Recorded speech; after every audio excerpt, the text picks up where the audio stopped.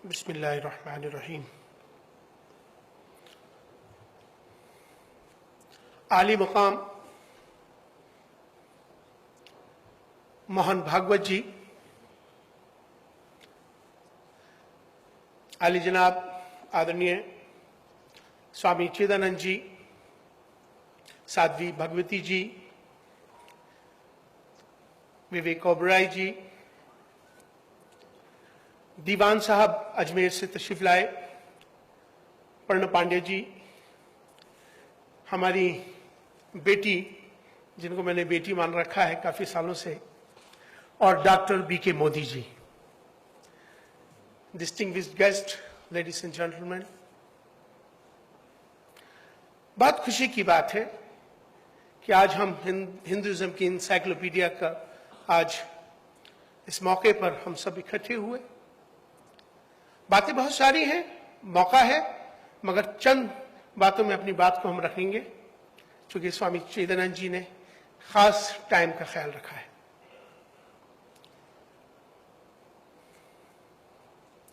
अभी स्वामी जी और मैं कोरिया में थे तो मैं हाथ पकड़ के हम दोनों पूरे स्टेडियम में घूम रहे थे तो अचानक कुछ पाकिस्तानी आए और उन्होंने कहा कि इमाम साहब ये तो अजीब नजारा है। मैंने कहा यही हिंदुस्तान है।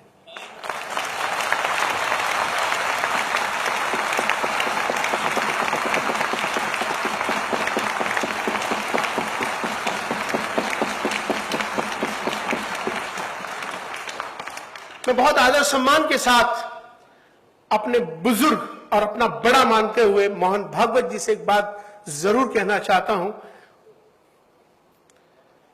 कि भारत में रहने वाले मुसलमान वो कोई अरब से नहीं आए, हमारे पूर्वज यहीं के हैं, हमारा वंश यहीं का है, हम सब भारतीय हैं।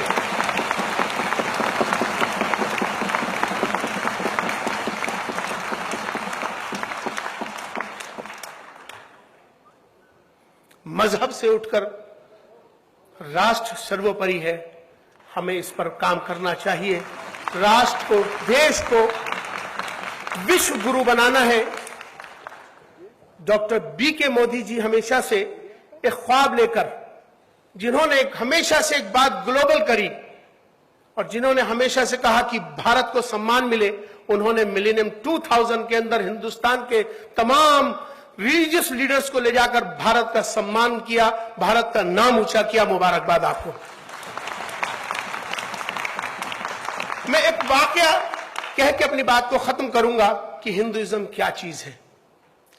एक बार मैं 3 साल पहले की बात है कि कांची के शंकराचार्य जयेंद्र सरस्वती जी के कांचीपुरम में उनके मठ में बैठा था। उनके साथ मेरा बहुत गहरा संबंध है, मैंने उनके साथ बहुत सफर किए हैं। स्वामी चिदानंद जी ने, आचार्य लोकेश मुनि जी, हम सब, हमारी ये टीम है और हम सब मिलकर पूरे हिंदुस्तान को एक करने का हमारा मुहिम, भारत को मजबूत करने का, भारत को विश्व गुरु बनाने का हमारा एक मुहिम है जिसमें हम साथ काम करते हैं। कांची के शंकराचार्य जी के साथ मैं बैठा था तो शाम की आरती हो रही थी, हजारों लोग उनके मठ में बैठे थे। अचानक बिल्कुल उन मठ से लगी एक मस्जिद है, प्राचीन मस्जिद, उसमें से अजान की आवाज आती है। जैसे ही अजान की आवाज आती है, मैं बैठा था, पिन ड्रॉप, साइलेंट हो जाता है, आरती वहीं रोक दी जाती है। मैं खामोशी से देखता रहा ये मंजर। मेरे मन में आया कि हो सकता है कि शंकराचार्य जी ने मेरी वजह से ऐसा किया हो।